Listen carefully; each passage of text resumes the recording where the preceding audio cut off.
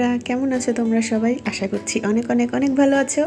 আমিও অনেক দিন পর আবার চলে আসলাম ছোট্ট মোট্ট একটা রেসিপি নিয়ে, মজাদার রেসিপি।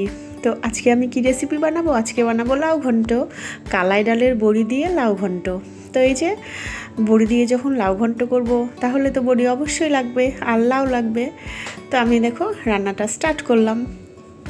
প্রথমে চুলার উপরে কড়াইটা দিয়ে কড়াইটা একটু গরম হতে দিলাম, দিয়ে তার মধ্যে দিয়ে দিলাম তেল। এইটা তো সবাই জানো, কিন্তু আমি করছি এই জন্য বললাম। তো দেখো তেলটা গরম হতে দিয়ে দিলাম হচ্ছে কালাই ডালের বড়ি।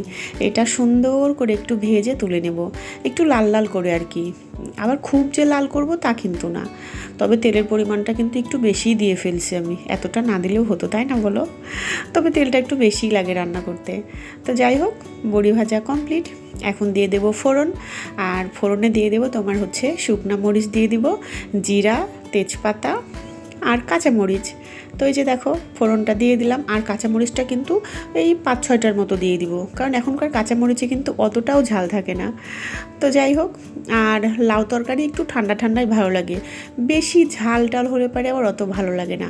তবে এই গরমে লাউ কিন্তু ভীষণ উপকারী, অনেক মানে লাউ তরকারি কিন্তু বেশ ঠান্ডা, পেট ঠান্ডা থাকে, শরীর ঠান্ডা থাকে, আর পেট শরীর ঠান্ডা থাকলে মনও ঠান্ডা থাকবে তাই না বলো? এত গরম পড়ছে। তো যাই হোক, দিয়ে দিলাম এর মধ্যে লবণ আর হলুদ পরিমাণ মতো, তারপরে দিয়ে দিলাম একটুখানি চিনি। এটা হচ্ছে টেস্টটা একটু ব্যালেন্স হয়, আমার ভালো লাগে আর কি চিনি দিলে। তো এটাকে সুন্দর করে একটু নাড়াঘাটা করে নেব। আর দেখছো এতটা লাউ, একটা কড়াই লাউ দিয়ে দিলাম, কিন্তু তারপরে হয়ে যাবে একদম অল্প একটু, কারণ লাউটা খুব কচি ছিল, একদম মানে জ্বালা লাউ। তো এই যে দেখো ঢাকে দেওয়ার পরে আবার হচ্ছে নাড়াচাড়া করে নিচ্ছি, আর দেখো কত জল বের হয়েছে। দেখো তোমাদের একটু দেখাচ্ছি, অনেকটা জল বের হয়েছে না? তো এখন আমি এর মধ্যে দিয়ে দেবো হচ্ছে বড়িগুলা, কারণ বড়িগুলা যদি আমি পরে দিই, কারণ এর ভিতরে তো আর আমি জল অ্যাড করছি না, বড়িগুলা যদি আমি পরে দিই তাহলে সেদ্ধ হবে না, মানে নরম হবে না। তো ওই জন্য আমি বড়িগুলা দিয়ে দেখো ঢাকে দিছিলাম। এখন বড়িগুলা কিন্তু সুন্দর একদম মানে সেদ্ধ হয়ে গেছে, নরম হয়ে গেছে, তার সাথে লাউটাও একদম রেডি। তো দেখো তোমাদের একটু ভাঙে দেখাচ্ছি। তো বন্ধুরা, আমার এই একদম সামান্য খুব নর্মাল একটা রেসিপি যদি তোমাদের ভালো লাগে, তাহলে অবশ্যই অবশ্যই আমাকে জানাবে। আর দেখো এখানে আবার দিয়ে দিলাম একটুখানি চালের গুঁড়া, কারণ ওই যে জলটা আছে সে জলটা একটু টানে নিবে। তো লাস্ট যে ভিডিওটা আমি দিয়েছিলাম, তোমাদের এত এত ভালোবাসা পেয়েছি আমি কই মাছের রেসিপিতে, আমার ভীষণ ভালো লাগছে, কি বলবো তোমাদের। আর এই দেখো এখন আবার কিন্তু দিয়ে দিলাম একটু আদা বাটা, গল্প করতে করতে ভুলেই যাচ্ছি তোমাদের বলতে, দেখছো?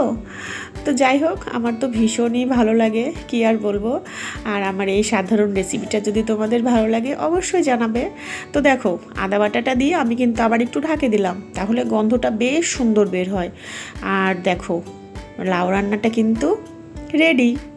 তো বন্ধুরা, এভাবে আমি লাউটা রান্না করি, নিরামিষ লাউ ঘন্ট বড়ি দিয়ে। যদি তোমাদের ভালো লাগে এই সাধারণ রেসিপিটা, অবশ্যই অবশ্যই তোমরা ট্রাই করবে আর আমাকে জানাবে কেমন লাগলো, ঠিক আছে?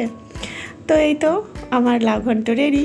কেমন হয়েছে অবশ্যই অবশ্যই বলবে, খেতে কিন্তু ভীষণ ভালো হয়েছিল, ভীষণ ভালো। তো চলো টাটা।